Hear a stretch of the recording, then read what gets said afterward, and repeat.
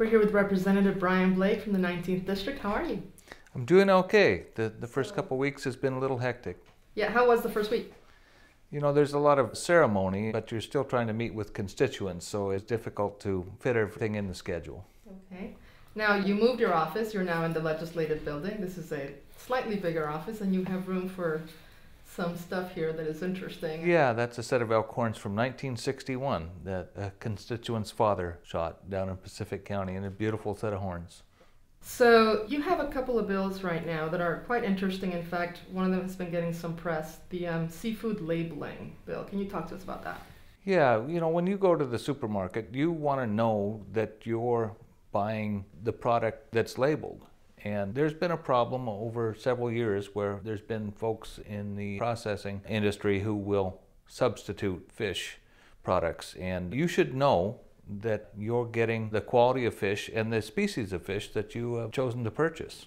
And this will help that. We worked with the industry because the honest players and fishermen are the ones that are getting hurt when these other products make it into the market with bad labels. There are existing labeling laws, but it's been many years since we've readdressed this, and it's time there's a penalty portion of the bill that is strongly supported, as I understand it, by the industry. And then the labeling portion, we just want to clarify that. With regards to your antlers here, you have a bill about hunter safety. Talk to us about that. It's an agency request bill, and I've agreed to sponsor it, and they're talking about having a minimum age to take the course. They want students that can understand the coursework, and in the bill currently it's 8, and then another component of the bill is the age to which you can hunt unaccompanied by a licensed hunter. And in the bill it would be 14, which is the age that it was when I was a young hunter, that it required you to be age 14 or older to hunt alone.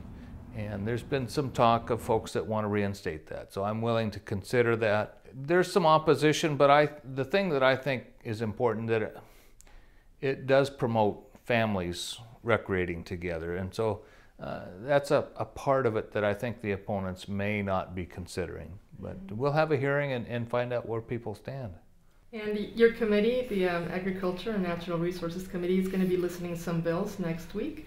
Among them is licensing suspension. Yeah, when you have folks that have fallen behind in their child support payments, currently the law requires that we suspend their hunting and fishing privileges for life.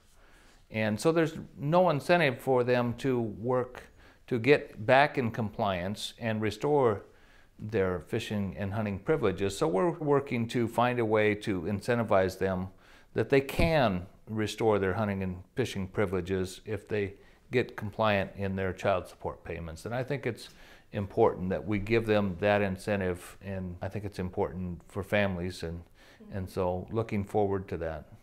Good. There is also a lot of attention to derelict vessels. Yeah, it's a huge problem that is occurring all through the state, in Puget Sound and the coast, and in many cases these vessels may have petroleum fluids, hydraulic fluids, etc., and asbestos and other things, and we've got to streamline the ability of folks that may own these boats to end the life of them in a more responsible manner, rather than having them sink in our waterways and channels and marinas. And contaminating everything. Yeah, this is another attempt to improve that process, and I'm hopeful that we can do that. Okay, and the last bill, underutilized agricultural land. Yeah, this is an issue that was brought to us by one of the committee members last year, and we had a work session. And there's an emerging market for organic grains in the brewing industry, in the distilling industry, our cattle industry, poultry industry. And so we had a work session and found some opportunity there. So trying to work on a bipartisan basis to develop studies to find out where these lands are. And then we need to work at how we have the grain storage infrastructure and transportation infrastructure for this to be successful. But I think we're all aware of old farmlands that are lying fallow and could be put back to work growing these grains. And you know, just this last year, I in my district, I saw wheat growing out on the coast where I had never seen it in my life. And if there are ways that we can facilitate that, I think it's important we do that and grow the economy. All right. Well, thank you very much for your time, and we will see you again soon. I'm looking forward to it. Thank you.